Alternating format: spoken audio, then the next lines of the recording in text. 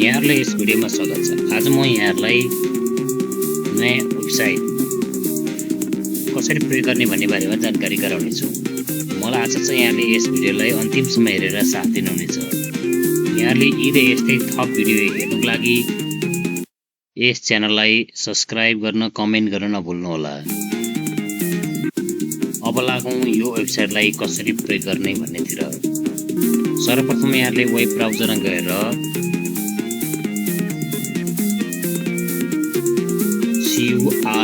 curipod.com type गर्नुपर्नेछ। तत्पश्चात यहाँहरुको एउटा यस्तो इन्टरफेस खुल्नेछ। यसपछि यहाँले राइट साइडमा साइन अप इट्स फ्री मा क्लिक गर्न सक्नुहुनेछ। र यहाँले एज अ टिचरको रूपमा क्लिक गरेर नेक्स्ट बटन र यहाँले आफ्नो कन्ट्री चुज गरेर अगाडि बढ्न सक्नुहुनेछ। र यहाँले आफ्नो स्कुल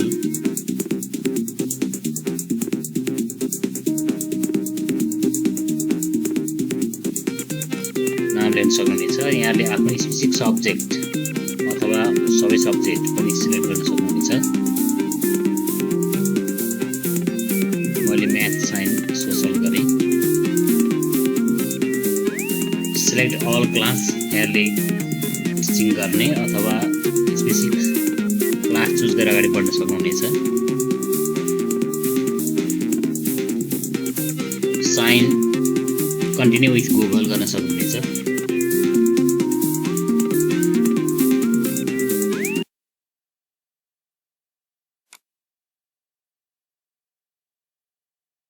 एकाउन्ट क्रिएट भएपछि यहाँले राइट साइडमा आफ्नो प्रोफाइल जिमेल एड्रेस देख्न सक्नुहुनेछ। अब यहाँले चाहिँ यस पछाडि चाहिँ विभिन्न अप्सनहरु देख्न सक्नुहुनेछ। यहाँले लेसन, माई लेसन अथवा क्रिएट लेसन गर्न सक्नुहुनेछ। क्रिएट लेसन गरेर यहाँले क्युरिफाई माई स्लाइड बनाउन, लेसन गर्न, टेस्टिङ गर्न, विभिन्न क्वेशनहरु बनाउन, रुटिन बनाउन सक्नुहुनेछ। जस्तो जेनेरेट लेसन को लागि यहाँले अब टपिक टाइप गर्नुपर्ने हुन्छ, क्लास सिलेक्सन गर्नुपर्ने हुन्छ, ल्याङ्ग्वेज पनि सिलेक्सन गर्नुपर्ने हुन्छ। जस्तै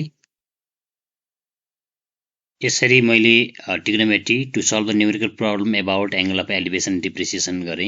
लर्निङ अब्जेक्टिभ क्लास चाहिँ 10th ग्रेड चुज गरे। ल्याङ्ग्वेज मा इंग्लिश चुज गरे। एलाइन सब्जेक्ट अगेन चुज गरे, सब्जेक्ट आएको छ। अब मेक एप्रोप्रिएट स्लाइड भने अब गेट लेसनमा क्लिक गरे। लेसन क्रिएट हुँदैछ। क्रिएटिङ पिन पनि हुँदैछ। इन्टरेक्टिभ लेसनहरु बन्दैछन्। स्लाइड रेडी भएको छ। अब यसलाई यो स्लाइड 1, स्लाइड 2 यी स्लाइडहरुलाई हामीले टेक्स्ट एडिट गर्न म्यानुअली एडिट गर्न पनि सकिनेछ। डिजाइनहरु, कलरहरु, फन्टहरु चेन्ज गर्न पनि सकिनेछ। बुलेटहरु, त्यसैले मिडियाहरु हामीले विभिन्न कलर पिक्चरहरु ल्याउने, विभिन्न अप्सनहरु छन् यसमा। एलिमेन्टहरु, साइजहरु ल्याउने, त्यसरी ब्याकग्राउन्ड चेन्ज गर्ने। यसलाई टाइम सेटिङ गर्न, एक्टिभिटी डिजाइन गर्न, प्रत्येक स्लाइडलाई टाइम फिक्स गर्न सकिनेछ।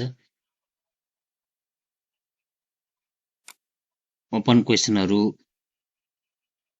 विभिन्न अप्सनको रूपमा राख्न सकिनेछ। यसलाई अपलोड गर्न पनि सकिनेछ। फाइलहरु अपलोड गर्न सकिनेछ। यसमा क्लास स्टार्ट गर्न चाहिँ हामीले स्टार्ट नाउ गर्न सकिनेछ भने प्रिभ्यू हेर्न पनि सकिनेछ। यसमा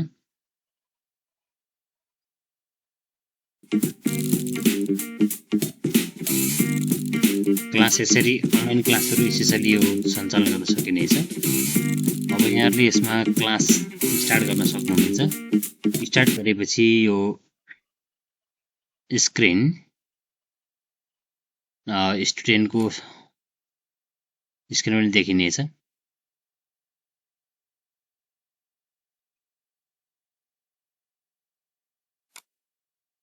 एक्टिभिटी डिजाइन गर्न सकिनेछ। स्टार्ट गरेपछि एक्टिभिटी सुरु हुन्छ। टाइम 3 मिनेट राखिएको छ।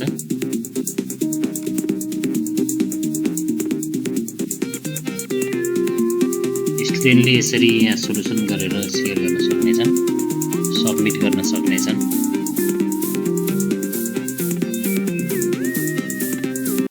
र आएका एन्सरहरूलाई हेर्न सकिनेछ, फिडब्याक दिन सकिनेछ।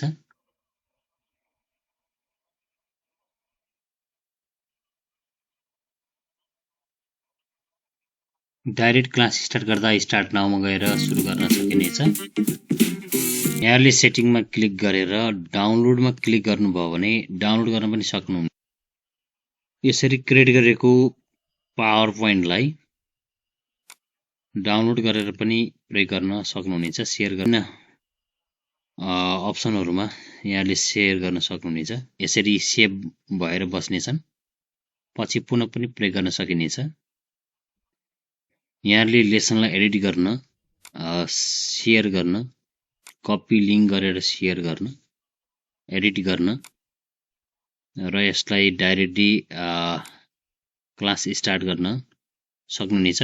मलाई आशा छ यहाँहरुलाई यस भिडियोबाट केही सिक्नुभयो होला। थप यस्तै भिडियो हेर्न यस च्यानल सुरेन्द्र म्याथ टेकलाई कमेन्ट गर्न र सब्स्क्राइब गर्न नभुल्नु होला। धन्यवाद।